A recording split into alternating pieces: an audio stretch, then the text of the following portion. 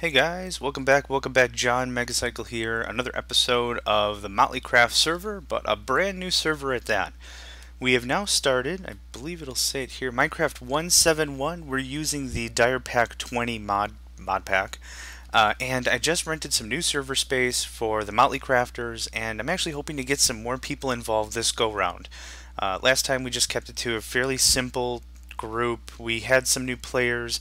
They didn't participate as often as I would have liked, so that's sort of a thing. Anyway, we're giving this a whole new reboot, whole new shot. I haven't decommissioned the old server as of this video and probably keep it up for another week or so, but that's soon to come. Either way, I had this idea, and I was working with Spectral and Master Rat on this. Spectral had this great idea. What we did is, for the initial spawn location, we took a bunch of nukes and nuked out a huge crater. So this is all of our design. I actually was working on this, and it took maybe a dozen nukes with industrial TNT and plutonium to get this hollowed out all the way down to bedrock. And this is the spawn area that I've designated using slash set world spawn and then slash set player spawn. So every player that will come into the server will come to this little pad first.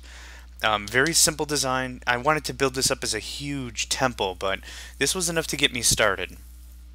Let's see. To ensure that individuals don't mess with the blocks, I actually have these blocks warded. I don't know if you can see it. No, and I don't have a warding staff with me. That was a really easy way to get these blocks protected. That way any new players wouldn't be able to mess with it. Anyone non-OP wouldn't be able to mess with it. But I'm really happy. What we've really done this go round is I've taken a lot more time originally, like when the server was installed, and did a lot of the cleanup and the prep work myself. Before it was, we start the new server, everyone's on board, everyone builds a structure or two for Sanctuary, then they'll go and do their own thing. This time, however, I took a lot more of a concentrated effort, and I was really proud of it. I think I've been doing this for 8 hours? 9 hours. It was the total of how much time and effort this took to get to where it is. So let me give you a little bit of a tour. Again, I'm really stoked about this go around. Initial spawn area, I made it to 22 by 22, which is, I believe, what I found on some forum somewhere, stating that you can't get the spawning to one block, but I mean, a player will just spawn, hey, here we are. What we have in the back is, first off, we've got the link modifier from Mistcraft. I've got a chest full of unlinked books and books back to Sanctuary, and then a bunch of pedestals. This is going to be our teleportation temple, so to speak, and this is what's going to allow people to go back and forth from their base pretty quickly. So the idea is a new player will grab one of each book, go find some area. When they come back here, they'll put the book on a pedestal. That way they've got easy access. One thing that we found with Mistcraft in this go-round is you'll always drop your book. Before, I think it was called Following was the name of the book, in the link modifier what you would use. And Following isn't in here anymore. So intralinking allows you to use the book in the same dimension, so the overworld in this case. And then yeah, there used to be a following button, which means if you use the book, you kept it with you. So actually, can I demonstrate that real quick? Sanctuary, yeah, I am in creative mode. Okay, I teleported to Sanctuary, I dropped the book. So, that's why we wanted to do the pedestals and something really simple. Anyway, on to the rest of the tour. What I have here are Ender IO travel anchors. They're pretty sweet, and if you hold shift on them, I like how some of these mod packs will give you a brief description if you hold shift on it. So I've got a little tutorial on it. Here's how it works. I have some Ender IO travel anchors over there where my cursor is. If you stand on a travel anchor, see how it fades in and out, it'll actually give you a bit of a prompt, and you can select one of these to teleport to. When you have one selected and you jump, you'll teleport to it. See? And even though it was blocked by stone, you can't see it directly. See how you just can't see him at all, and then now you can? Very simple. This actually took care of a lot of problems because I wanted to do a drawbridge, I wanted to do something really fancy, but I wanted to keep it kind of low-tech looking. So this is just something I didn't mind getting added pretty quick. Some nice light features to start. Welcome to Sanctuary. Welcome to Sanctuary. Now, what I've done with this one, instead of it being just a hodgepodge of nonsense, oh yeah, we're working on some wall features. Actually, no one else has been on the server. So this has actually been nice for me to get some time to myself and get this set up. What I've done is I've broken down everything into one chunk plots. And what this is going to do, instead of giving people free reign to build anything anywhere, let's turn it to noon. There we go, much better. Instead of giving everyone free reign to build everywhere, I've broken it down into plots. Now, one of the issues I had in the earlier iterations of playing with a lot of people is people would build like a big structure in the middle of like the town or in the middle of sanctuary, and it kind of breaks up the feel for the town, you know? If you have one ginormous structure and 2 or 3 really tiny ones, it really makes it seem weird. So what I've done is broken these up into, like I said, these one chunk plots. So ideally what'll happen is, let's say Hockey Girl wants this plot. She'll knock down the wall or knock down the sign.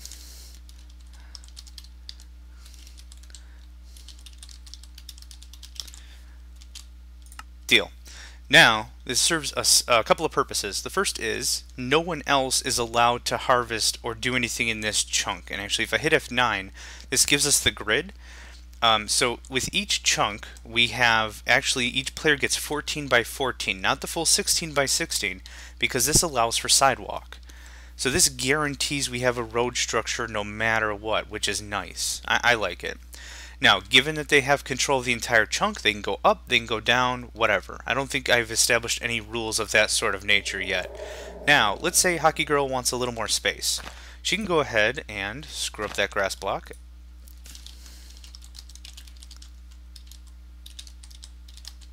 Oops. Oops. Ah! There. Now, she owns both of these plots. What she can do, she could keep them separate like this, or she could just knock this out and then fill this in, giving her a bigger room to build stuff, but still maintaining the structure of the city with the roads and everything. So then once this is knocked out, you now have really 14 by 28. No, that's not right. It's 14 plus 2. So it's 30. Yeah, so it'd be 14 by 30. So that gives you a lot more space and a lot more workability.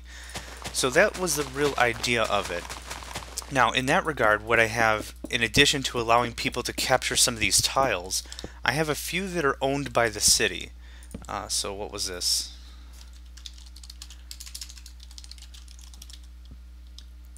I think that's how I was saying it, free plot. Free plot, yep. So let me go ahead and get these signs refungineered, or I'm going to forget it. Now, since you can see what we've got going on is a lot of plots, I just wanted to really start mapping out the terrain. So what we really have is, let's do some math here. 5, 10, 15, 4 is 19, and 12. That puts us at what? 31? I probably did that wrong. 15 plus 4 is 19. 31. No, that's right. Okay, so we have 31 tiles right now. What I've done is this 3x3 right here, I've actually claimed this for sanctuary use.